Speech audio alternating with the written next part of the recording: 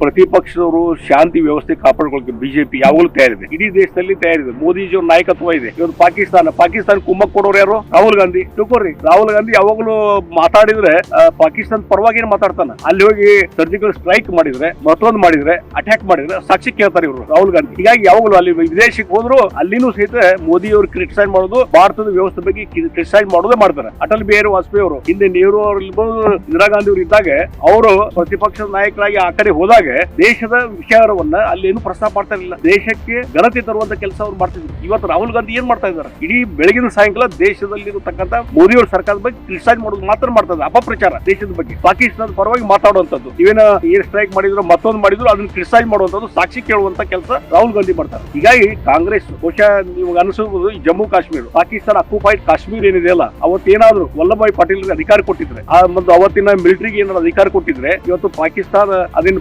PoK ಅಂತ ಇದೆಯಲ್ಲ, ನಮ್ ಕಡೆನೇ ಉಳಿತಿತ್ತು. ಅವತ್ತು ಸರಿಯಾದಂತ ದೃಢವಾದಂತ ನಿರ್ಧಾರ ಕೈಕೊಳ್ಳಿಲ್ಲ ನೆಹರು ಅವರು. ಅದರಿಂದ ಇವತ್ತು ಪಿಒಕೆ ಕ್ರಿಯೇಟ್ ಆಗಿದೆ. ಅದರಿಂದಲೇ ಬಹಳಷ್ಟು ಸಮಸ್ಯೆ ಆಗಿದ್ದಾವೆ. ಪಿಒಕೆ ಇವತ್ತೇನು ಪಿಒಕೆ ನಮ್ಮ ಭಾಗಕ್ಕೆ ಬರಬೇಕು, ಭಾರತಕ್ಕೆ ಬರಬೇಕು, ನಮ್ಮ ಭಾರತ ದೇಶದ ಅಂಗ ಅದು ನಮ್ಗೆ ಬರಬೇಕು ವಾಪಸ್. ಅವಾಗ ಬಹುಶಃ ಅಲ್ಲಿ ಶಾಂತಿ ನೆಲೆಸಲಿಕ್ಕೆ ಸಾಧ್ಯ.